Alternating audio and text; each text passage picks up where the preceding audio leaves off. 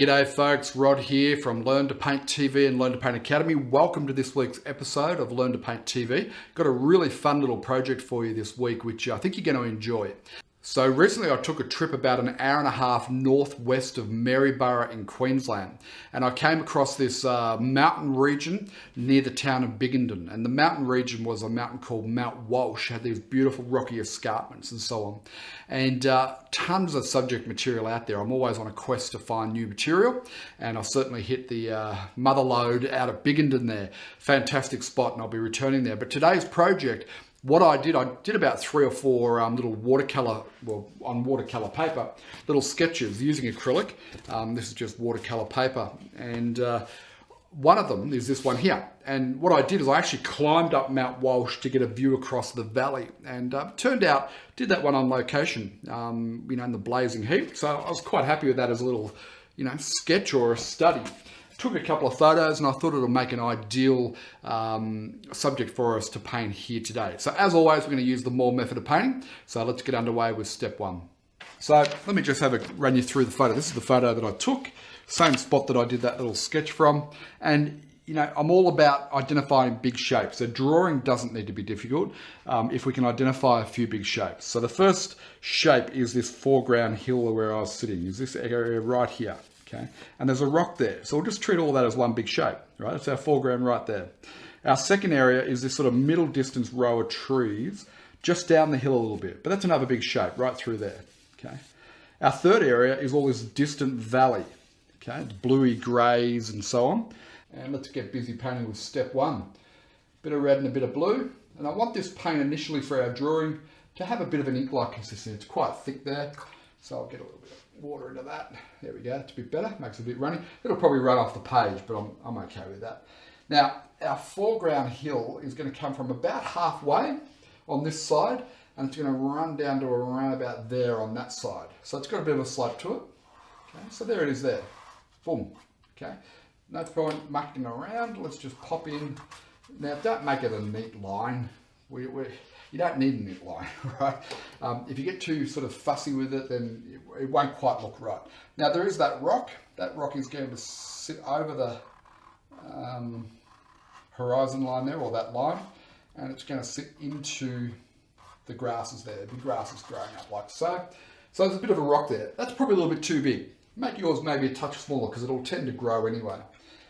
Now, our next big shape is this row of trees, which sort of accumulate. There's a taller one just here. I'll make that sort of a feature tree just behind that rock. And then there's another one a little bit taller there, okay? And then the rest of them is just a row of trees, something like that, okay? Don't fuss too much. So we'll put a little bit of a sort of a spotlight here. So the eye runs up the hill to this rock, up to these trees, and then into the valley is the sort of plan that we're working on. Now, what we need to do is determine where is that skyline going to be. And it doesn't want to be too high, it doesn't want to be too low. We need to get a bit of valley inside. I think it's probably going to run around about there. Okay, let me just check. Yeah, it's around about right. Okay, it's going to run around about there. So, and in that, I'm just going to get a little bit more blue into this mix now because I'm painting the lines that are further away. In that though, there's some hills and things along that line.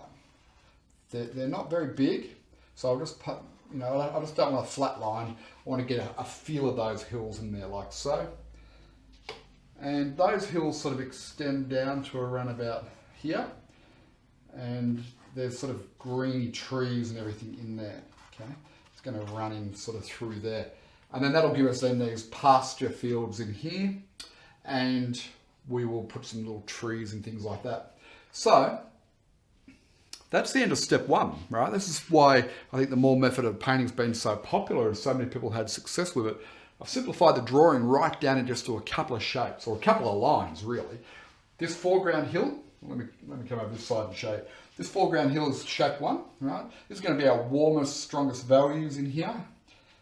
Then we've got this middle distance row of trees. Okay, and that's another shape. That's our second shape. The problem most beginners have when they trying to paint is they treat all these as individual trees and branches and leaves, right? What I'm saying is in the beginning, let's just treat it as one shape. So there's our second shape there, okay? Then I'll put in this hill line and tree line in here. So that becomes our third shape. That means we've got our pasture fields here and our sky. They get created automatically. Okay, so step 2 in the Moore method of painting is about blocking in. So this is where we're going to get color down. We're going to establish our values and our temperature and really just set up our pattern of values, colors, shapes, and saturation so that we can create some aerial perspective. We want to create a sense of depth in this painting. In order to do that, I'm going to use a big scruffy flat brush. Okay, this is a 1 inch or so hog hair bristle brush. You can see that it's well worn and that all the ends are sticking out. That's come about just purely from a lot of use. Okay, I've got more paint up here now. I've got our French ultramarine, just put more out, our permanent crimson, our yellow ochre. This is our basic primary palette, and our titanium white. Now, where do we start here? Well, I think what we're going to do is, this foreground is going to be, quite warm. We're going to use the reds and the yellows to get our earth color in for the foreground. I don't want to start there. I'm going to start with our blues and our darks with our blues. So we're going to start with this row of trees, and then we'll work back into here, okay, and then the sky. So with the big brush and a little touch of the water, in fact, what I will do is just make sure my paint is nice and hydrated, and I'll dip my brush in some water as well. So let us get some. Now I've got it fairly loose, this paint, as you can see, because I've got a big area here that I want to get this paint down as a block in. Now what are we actually blocking in? This is a question that I think some people maybe are a little bit unclear about. This is the shadow color within these trees. If you look at a group of trees in daylight with sun shining on one side of them, then large parts of those trees is actually going to be in shadow. Okay, so we need to get that shadow in, and the best time to do that is right at the beginning. And then we layer our middle tones, okay, our mid-tones and our highlights over the top of that, okay. And I learned this method from some of the great landscape painters who all approach it this way. And a lot of the old master painters of oils would also paint this way. Now, important thing about technique, I'm not using any fancy technique with my brushwork here. I'm just scooping that color up, and I'm just scrubbing it in. But notice the edges here, okay? You don't want neat edges. This is nature. This is trees growing wild in nature, right? They grow to a pattern and so on, but they also grow a little bit wild, and some of them reach up higher than others, like this one here. But we're going to need white in there, so it's going to be mostly blue with a little bit of red. So less red now. We don't want it as warm. We want to have a cooler tone here now. It's going to be a lot bluer. Okay, it's going to be something like that. We'll take a little bit of that reddy purple there. And let's just test. Now this needs to look like it's way off in the distance. You can't go too light because we need to be able to get our sky in as well. Okay, but that looks like it could work. Now I want this edge to be a little hazy, a little scattered, a little broken. But you can see that it's a much lighter value and a cooler temperature than what we've just blocked in. And it needs to be, if we're going to get a sense of depth happening. Okay, so create a little, don't have a flat line, create a little mountain ridges and so on. Because this is a view up, where I painted this from was up the side of Mount Walsh. I'd hiked halfway up, and I was looking back across the valley at some of the mountains in the distance, which is what the subject I was wanting to paint.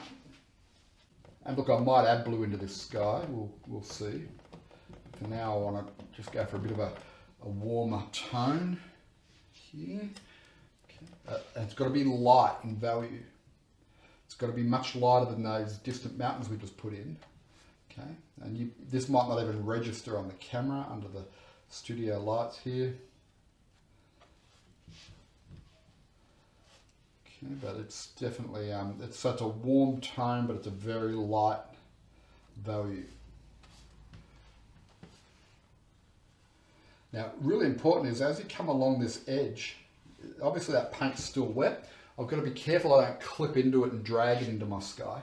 But the other thing is I want to, and this is where it takes a little bit of skill, I want to have that edge soft. I don't want to have a hard edge. So I'm better to do this while the paint's wet. Now I can just sort of push the two together and get that nice soft edge that we're looking for. So I'll just lay some paint in there like that.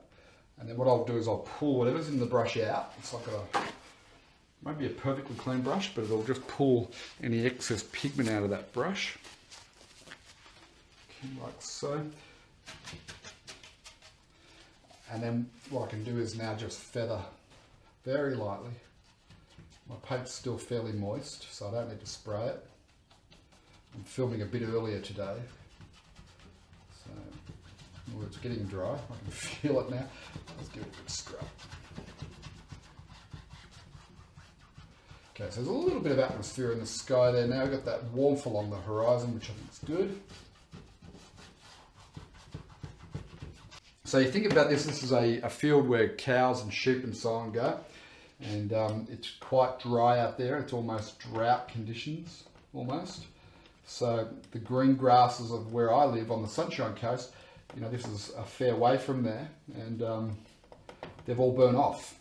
So, you know, getting like country Victoria, it's brown.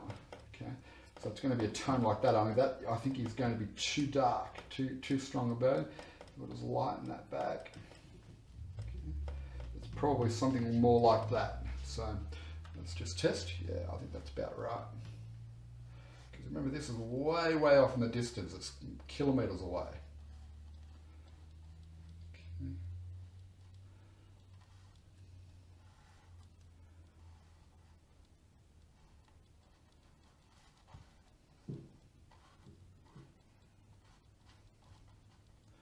We'll come in and we'll add little treetops and things into this field, but we'll do that when this is all dry. Just little marks we'll use. Okay, it's looking good. This is going to turn out to be a ripper, this painting. It's a great subject because it's a different view, you know, like I'm always searching for views that other artists aren't doing so much. And, you know, climbing up, well, I got halfway up. It was really, really hot. And it was incredibly humid. I drank about 3 litres of water when I got back down to the car. But I climbed halfway up the side of Mount Walsh. And now we come to our foreground. We've got our rock, we've got our grasses. This is going to be the warmest. It's going to be the same mix as here, just less white. So we're going to really warm up this foreground. You know, this is the earth, the reddy earth here. And we've got this rock as well. So how about we come to the rock last? So we'll get our reddy earth. Go red, we'll go yellow. Okay, little ping of red, white, sorry.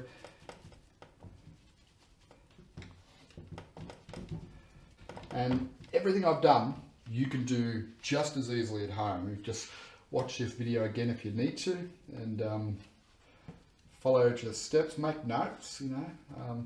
If you want to get access to the full version, if you're not a member of the Learn to Paint Academy, you can take a $1 trial and watch this video in its entirety. The public version we put out on YouTube and so on is an edited version because I'm trying to keep it to TV length because my plan is to obviously take this to TV again, get back on TV when I get the format I'm happy with. So, but if you want the full length version, just take the $1 trial. Look, it's $27.90 a month after the trial finishes, but you can then get access to 20 plus painting courses and more than 80 projects like this now in the full length version. Okay, so I'm just getting a bit of variety into this mix. Tried a few different variety of brush strokes, you know, scrub it round, up and down. You can see I've got some one running down the hill there, but over in this corner I'm going to just get some thicker paint and I'm just going to run that up and down like we've got some grasses happening over there. Okay, so folks, I think that's the end of step 2. We've got a nice little block in happening here. We've got some really nice subtle tones, especially out beyond or in the valley there in the sky. Got some really nice subtle tones there. I think this one's going to turn out pretty good when we develop it in step 3. So in step 3, our job is going to be mostly, what we'll do, put a few little trees out in the field, okay? We'll strengthen up the darks in our middle distance and we'll put some greens over those trees. We'll detail up our rock, we'll put in grasses, and then the piece de resistance, if that's how you say it, will be these vertical trees, right? And we'll do those a little bit abstract, a little bit loose. We won't follow that 100%. We'll add our own little sort of flair to it. And I think it's going to turn out great. So that's the end of step 2. We're going to let that dry. We're going to go and have a cuppa and whatnot, and come back in an hour or so, and we'll move into step 3. I'll see you then. Cheers. Welcome back, friends. Now going to do step 3 of the Moore method, which is our details, finishing touches and highlights and so on. This is dried off pretty well. Happy with the way it's going at the moment. One thing I've noticed is the shadow for the trees got a little bit thin, as we talked about in the first part of the program. So I'm going to strengthen that up, and we'll start off with that. We'll then put a little bit of foliage colours on here, work on our foreground, and then we'll pop in some of those foreground trees as well. So it's going to be a good little painting here. Up on the board, let's just run through, grab myself a brush. We've got our French ultramarine, we've got our permanent crimson, yellow ochre, cadmium yellow, and our titanium white. And I've got a big scruffy flat brush. Okay. So what I am going to do, take a little touch of water. I'm going to take some of this blue that's wanting to run down the page, some of the red. We'll just mix those together. Okay. And not as much water as we used last time. I'm just going to strengthen this back up. It's a good opportunity also because where I painted in the field colour, there's a little bit of white ring around where I haven't quite gone up to the edge. So it's a good opportunity just to correct some of that. Don't be too precious with this.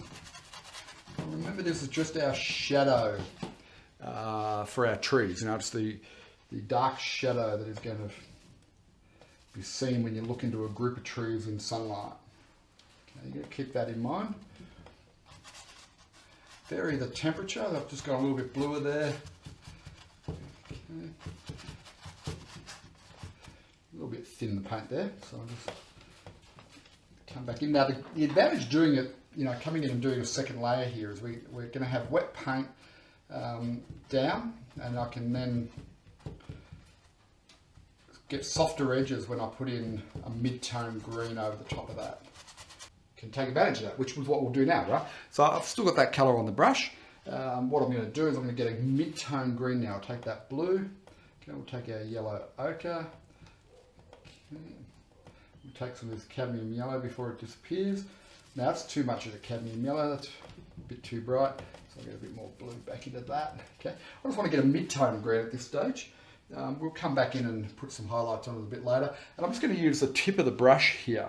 And I'm just going to find the tops of these trees, and we're just going to just lightly just soften that in like so.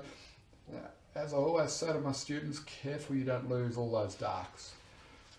Okay, the darks are so important to create a sense of depth and dimension in these objects.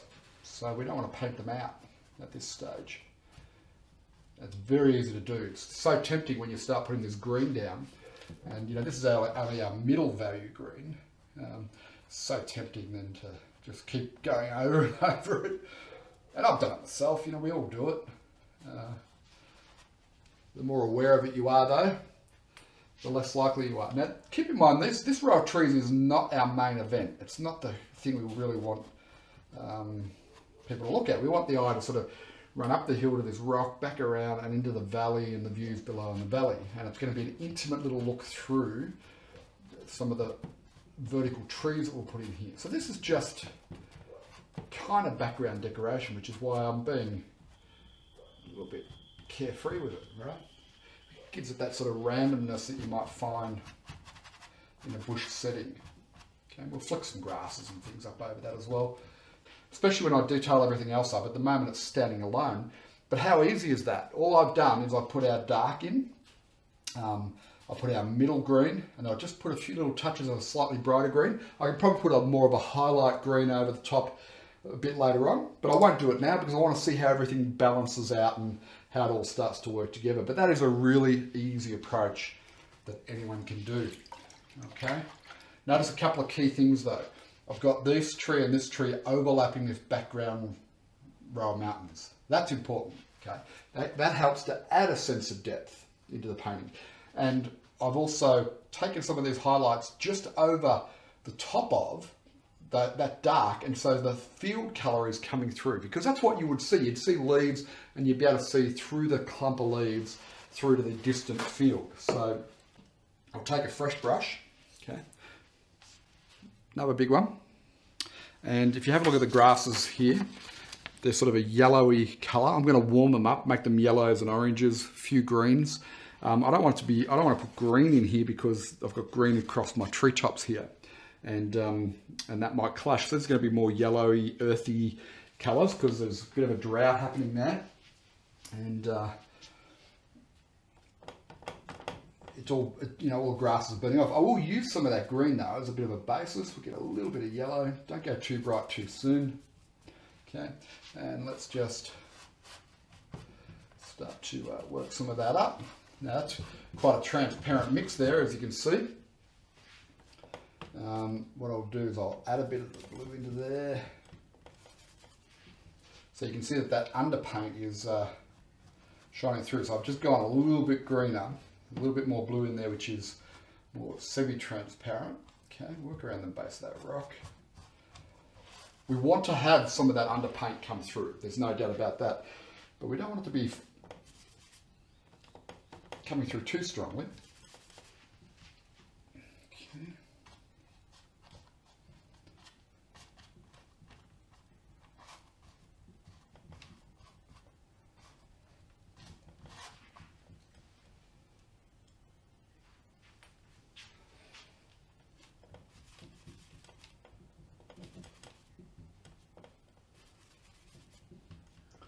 Getting variety of different mixes of the greens and so on, and use a variety of different brush strokes.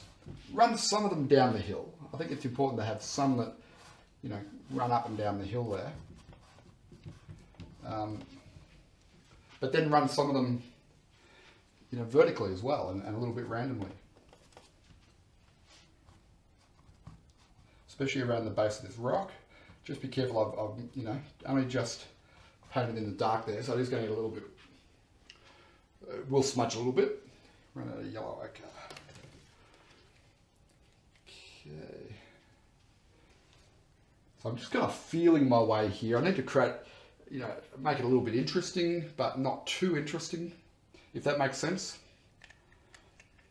So what I think I might do is take some of this yellow ochre and I'll just pop it to the side there, and we'll get a little touch of red. And then we'll just work that back into the green there.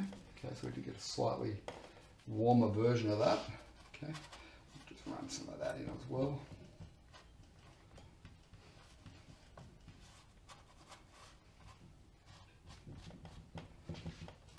Okay. I'm just varying the brush strokes up there. And I'm just varying my greens up. I'm going back in and mixing new greens there. Okay. And this is starting to look like a hillside. And see how I'm also layering over parts that I've already done? That'll help give you that sort of volume into your grasses. Just getting a little bit of layering happening.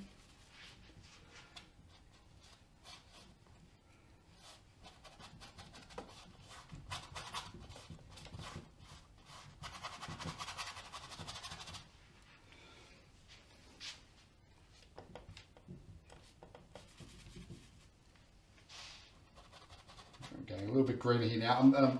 I feel confident to go more green over in this corner because now I'm far enough away from the trees where it won't look like just this one big mound of green there.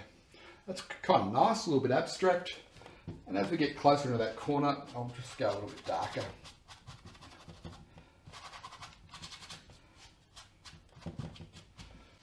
So what I'm going to do, I'm going to take my little brush and I'm just going to drag it through that paint just below the tip. Okay.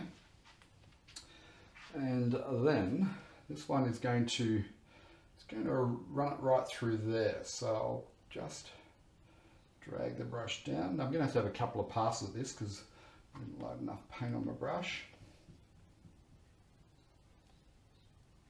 Just very carefully, take your time with it.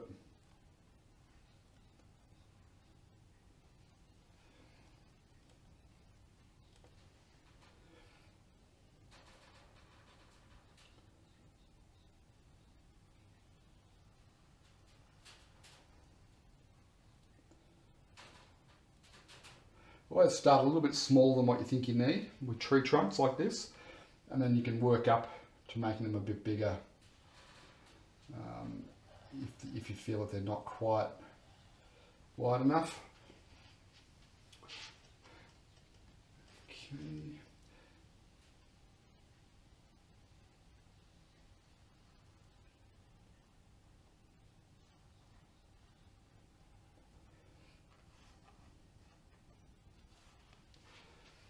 Something like that. We'll pop a little bit of foliage and then we'll get a thinner brush and we'll do a few more branches and things in there.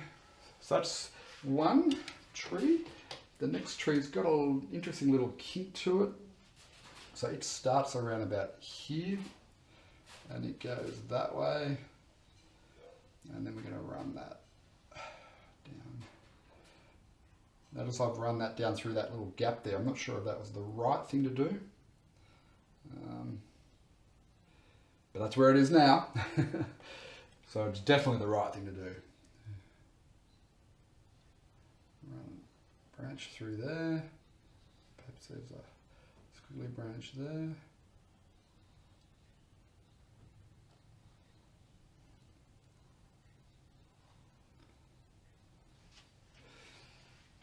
And what we're going to need is a little bit of foliage, a little bit of foliage just up in the higher parts there. You can see this is starting to come together quite nice with this painting now. So we'll get some yellow ochre, a little bit of the cadmium yellow there. Okay. Just a little bit on the brush, don't have too much on the brush, and touch of blue, I think. Let's see, we're going to just drag some of that into there and there. It's not quite the right tone. That's a bit better. Okay, now this tree over here has some, see how I'm overlapping the mountain there? Because what that does, of course, gives us more of a sense of depth into the painting. Okay, so we don't need to overdo this foliage, we just need to indicate it.